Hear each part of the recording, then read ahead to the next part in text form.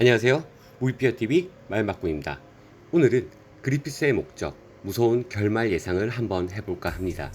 그리피스가 어떤 인물인지 먼저 알아보겠습니다. 천운을 따르는 자, 서민 출신이지만 귀족보다 더 귀족 같고 잘생긴 얼굴에 저도 그리피스의 등짝이 궁금할 만큼 승승장구하던 그리피스입니다. 나라를 세우겠다는 목표가 있었고 메이단을 꾸려 모든 전쟁에서 승리를 거두게 됩니다. 이뿐만 아니라 미들랜드에서 인정을 받아 귀족과 동등하게 되며 미들랜드의 왕이 인정한 진정한 미들랜드의 영웅이 된 메이단이었습니다.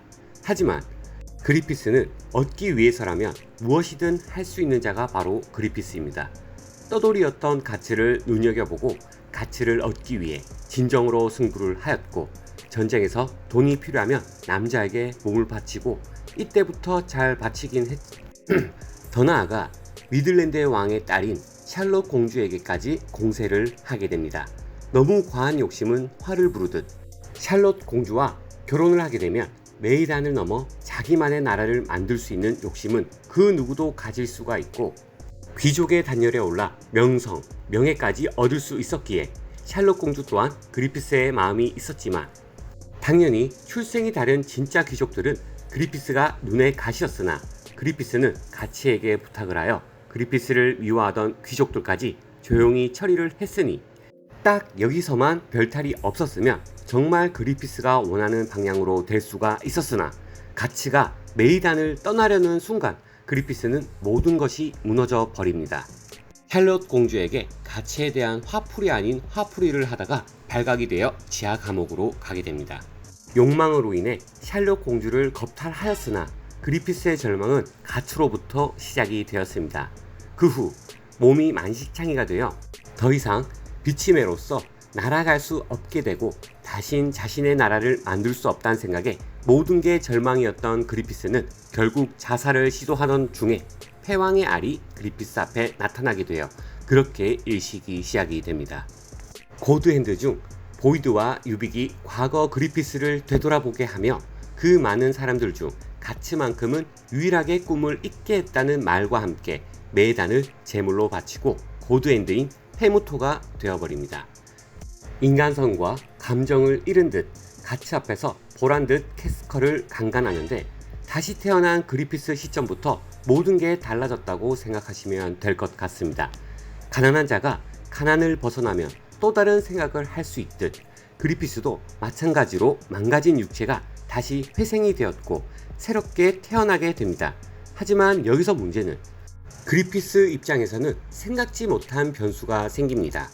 그리피스가 페무토로 전생을 했을 때 당시에 해골기사가 일식에 등장을 하여 가츠와 캐스커를 구출을 하는데 사실 이때도 페무토가 된 그리피스는 해골기사를 처음 보았으며 어떻게 보면 해골기사를 죽일 수도 있었으나 가츠와 캐스커의 뒷모습을 보고 공격을 하지 않고 살려주는 게 변수였습니다.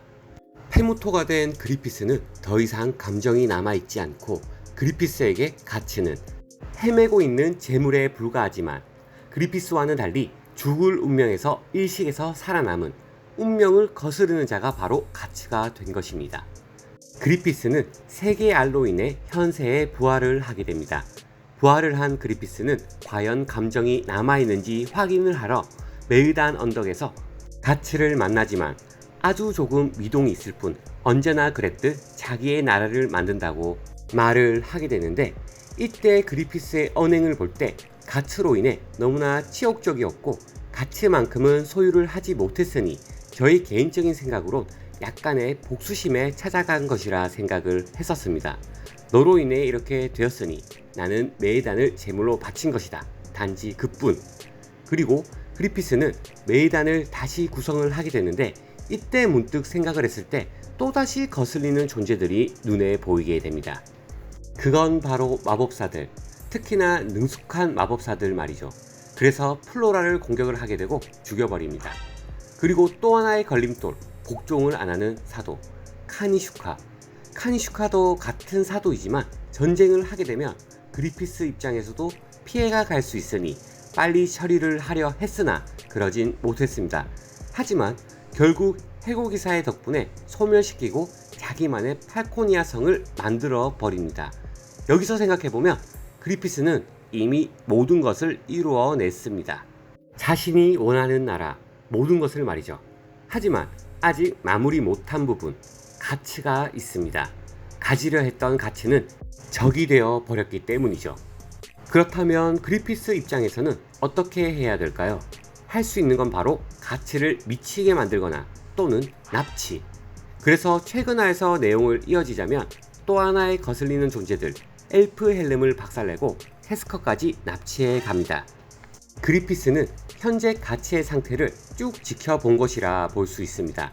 아이가 되어 가치 앞에 나타나고 했던 이유도 이형 아기 때부터 가치 꿈속에 나타났고 가치의 곁에 있었습니다.